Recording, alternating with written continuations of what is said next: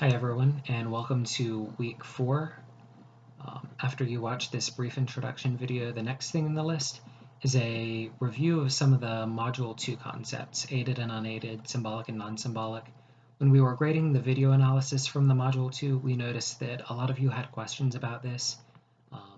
Some people didn't ask questions, but we noticed patterns of a lot of people getting certain ones wrong.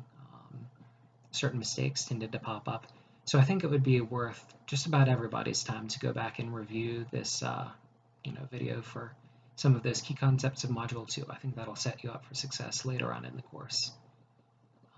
Moving right down the list, you can take a look at the top 10 word cloud that we made from the Mentimeter poll.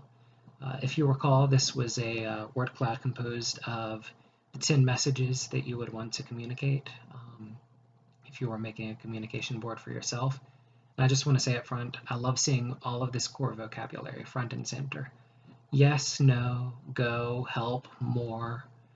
All of these are just very good core words. They're important because they're versatile and they can be used in a variety of contexts. So to illustrate how even just one core word can replace a bunch of different messages, let's take a look at the word no, for instance. Somebody over here said, "This is not what I want." You could also say no. Somebody said, "I don't think so." It's a little different meaning, but it could be shorthanded as no. Stop what you are doing. That's a great one to say no. Where's another good example? Please stop. Again, that's no.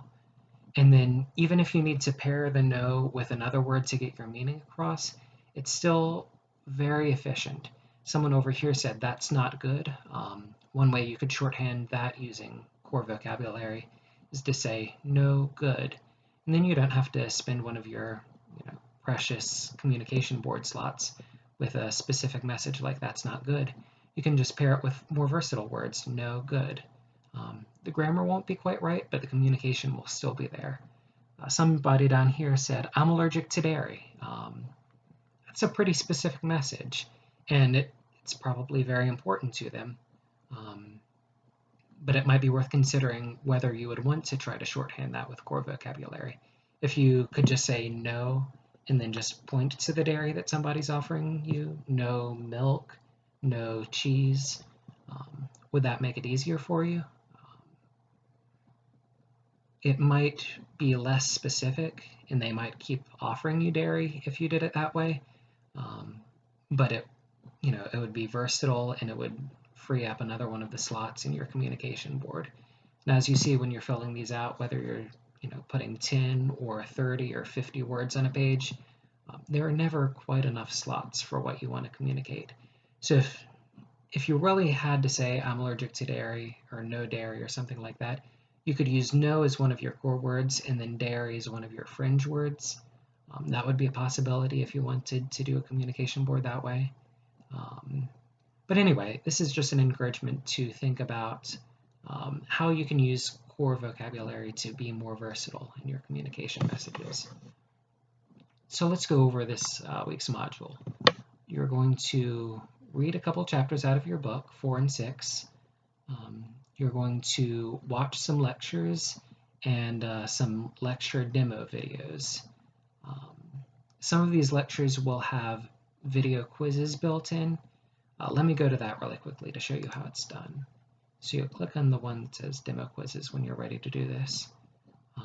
That's the main lecture. I don't think it has quizzes built into it. But for these direct select video quiz, single switch row column video quiz, for the ones that say quiz in them, you'll play it, and then as it plays, you'll see that there are opportunities for feedback embedded in there. So it'll start off by saying, in this video, you'll be given a quiz. Click through that. And I think the first quiz on this video pops up very quickly. So you'll say true, false, whichever you think it is, and then you'll continue. And then there's some video for you to watch. and then you get to the next video. Or the next quiz. I think it skipped over there on mine. And this is one where you can select which answer you think. Click continue, and then make sure you keep watching all the way to the end, because at the end you will have the opportunity to submit your answers. So go ahead and submit those. I'll take you back to the main Module 4 page. So those are the recorded lecture and the demo video quizzes. There are more demo videos. If you go up here, you'll see that there's a What Would Caroline Use activity. If you open up this folder, there will be directions, there will be a worksheet, a video for you to watch, and then I think we're going to plug a submission link in here too to make it easier for you. All right, and let's wrap up. So in addition to the What Would Caroline Use activity and the lecture video quizzes, the next thing that you're going to have to do this week is watch the overview for your first major assignment, the Core Communication Board assignment. This is due February 25th, so you have some time. Please don't put it off. I don't recommend that. And this is where some of the discussion I was doing up here comes into play. You will be designing your own core communication board for you to use. Space will be limited, so again, think about how you can consolidate your messages into as many core words as you can. And don't be shy, use fringe vocabulary if that's what you need. But make sure that you're putting some thought into how you can communicate most efficiently. I think there will be another video down here by the time this module goes live, which is this overview video that this talks about. You'll watch that, and if you have any questions, you can come up here to course assignments, click on that, and bam, you have a lot of information about that assignment. So anyway, I hope that's helpful. Don't forget to watch the rest of the videos, especially the Module 2 review. And as always, if you have any questions, let us know. Thank you so much and have a great week.